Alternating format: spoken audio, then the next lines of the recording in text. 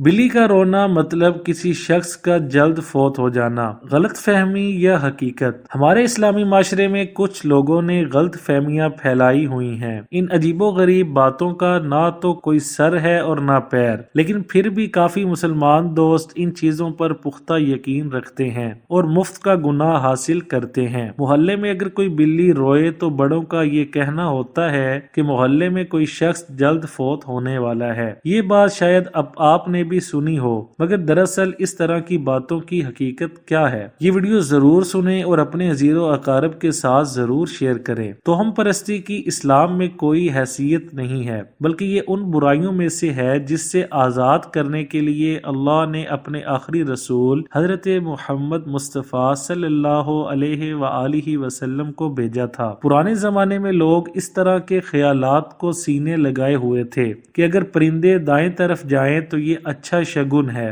اور اگر بائیں طرف جائیں تو یہ برا شگن ہے۔ اگر شیشہ ٹوٹ جائے تو ہمارے لیے اچھا نہیں، کالی بلی راستہ کاٹ جائے تو یہ بھی برا شگن ہے، اگر خرگوش راستے سے گزرے تو یہ خوش بختی کی علامت ہے، نمک بکھر جائے تو یہ بھی خطرناک ہے، بلی کا رونا برا ہے، کسی کو پیچھے سے آواز دینے کو بھی برا خیال کیا جاتا ہے، دو بیٹیوں کی اکٹھی شادی کرنے سے یہ سمجھا جاتا ہے کہ ان میں سے ایک خوش نہیں رہے گی، وغیرہ وغیرہ۔ اس تمام عمل میں انسان اپنے اشرف المخلوقات ہونے کی تذلیل کرتا ہے، کیونکہ جب ہم یہ سوچتے ہیں کہ ایک معمولی خرگوش ہمیں فائدہ پہنچا سکتا ہے یا ایک بے جان سیڑھی، لکڑی یا نمک وغیرہ ہمیں نقصان پہنچا سکتے ہیں تو گویا ہم اپنے آپ کو ان سے کم تر سمجھ رہے ہیں۔ ہم قرآن کو بھی بعض اوقات ایسی چیزوں کے لیے استعمال کرتے ہیں، مثلا شادی بیاہ کے موقع پر بیٹی کے سر پر رکھتے ہیں اور یہ سمجھتے ہیں کہ اس سے اس کی قسمت اچھی ہو جائے گی۔ یہ وہ سب چیزیں ہیں جس سے آزاد کروانے کے لیے نبی کریم صلی اللہ